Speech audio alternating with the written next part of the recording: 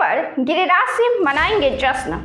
Fire brand नेता के तौर पर जाने जाने वाले नेता बिहार के सांसद और केंद्रीय मंत्री गिरिराज सिंह ने एक ऐसी बात कह दी है जो विवादित ही नहीं बल्कि एक लोकतांत्रिक व्यवस्था पर भी सवाल उठाने वाला है।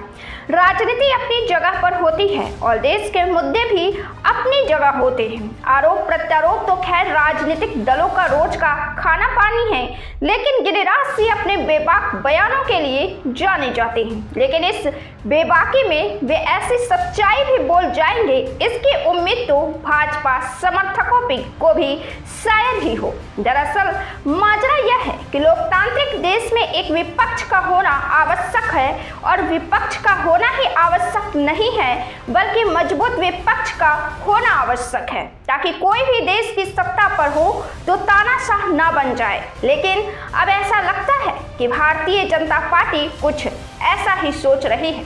भारतीय जनता पार्टी के बयान जिस तरह से कांग्रेस पार्टी पर आते हैं वह वाकई सवाल खड़ा करने वाला हो जाता है। दरअसल गिरिराज सिंह ने कहा है कि वे तब खुश होंगे जब कांग्रेस का खात्मा हो जाएगा। ठीक है, सत्ता की चाहत हर दल को होती है और हर दल चाहता है कि वही सत्ता पर राज करता रहे, लेकिन यह भाव, यह बयान कि कांग्रेस पार्टी का खात्मा हो जाए, यह अपने आप में न केवल दुखद है बल्कि निरंकुशता का भी सूचक है।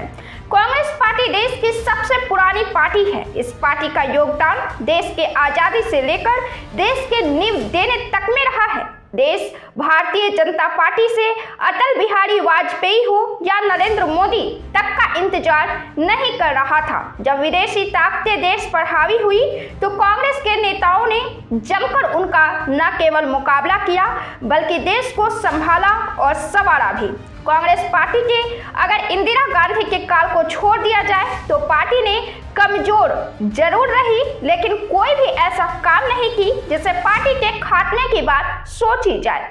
बहरहाल पार्टी के खात्मे की बात तो उस पार्टी के बारे में भी नहीं सोचा जा सकता है या बोला जा सकता है जो आज ही बनी हो और उसमें एक भी सदस्य भी नहीं हो।